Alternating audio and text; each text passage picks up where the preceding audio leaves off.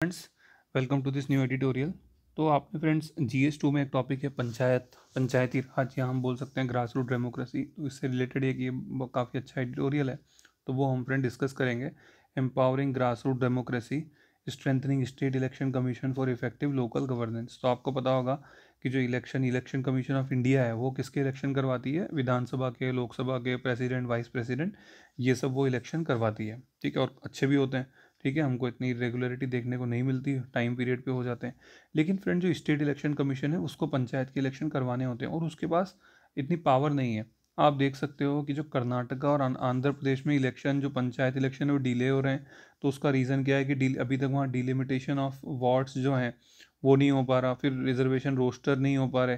तो इस कारण इरेगुलर वहाँ पे इलेक्शन होते हैं। तो इससे क्या होता है कि डिले जो होते हैं इलेक्शन में, तो ये ग्रास रूट डेमोक्रेसी, आप देखोगे जो हमारा आर्टिकल है, आर्टिकल 40 डायरेक्टिव प्रिंसिपल में। ठीक है, और डायरेक्टिव प्रिंसिपल में तो यही कहा गया है कि ग्रास रूट डेमोक्रेसी को स्ट्रॉन्ग करें। तो वो उससे क्या हो रहा है, वीक हो रहा है। ठीक है, अब आप देखो कि क्या क्या रिफॉर्म स्टेट इलेक्शन कमीशन में होने चाहिए जिससे कि ये सब ना हो।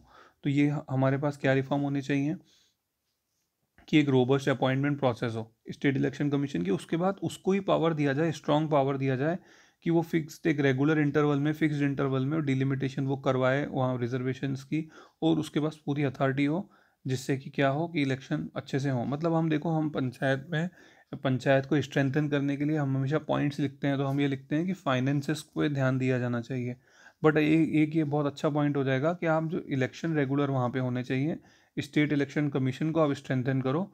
और एक पॉइंट ये भी बहुत अच्छा हो जाएगा, आप अगर एग्जांपल दोगे कि ये जो कर्नाटका और आंध्र प्रदेश में जिस तरह से डिलिमिटेशन ऑफ वार्ड्स को लेके इरेगुलरिटी हो रही है, तो ये भी आप मेंशन कर सकते हो। ठीक है ना। तो बेनिफिट्स क्या रहेगा? बेनिफिट्स यही होगा हमारा कि जो हमारी ग्रास रूट डेमोक्रेसी है, रियल डेमोक्रेसी तो वही है, तो रियल डेमोक्रेसी जो होगी वो स्ट्रेंथन हो जाएगी। ठीक है, एक चीज़ आप और लिखना कि स्टेट इलेक्शन कमीशन बहुत सारे जो इनडायरेक्ट इलेक्शन होते हैं उसकी भी उनको पावर दी जाए, ज़्यादा अच्छे से वो देखे कि वहाँ पे भी ऐसा कहा जाता है कि माल प्रैक्टिस होती है तो वो ना हो। ठीक है, तो ये हमारा एडिटोरियल था। इसी का हिंदी एडिटोरियल भी है, तो जो हिंदी मीडियम वाले हैं वो, हमारा जो ग्रुप है भगत एजुकेशन हिंदू एडिटोरियल समरी, तो वहाँ मैं ये लिंक नीचे शेयर करूँगा। तो एक ही PDF में दोनों एडिटोरियल्स होते हैं, बहुत सारे एडिटोरियल्स हम उसमें रख रहे हैं। आप प्लीज़ उनको देखिएगा, फीडबैक दीजिएगा। Thank you so much.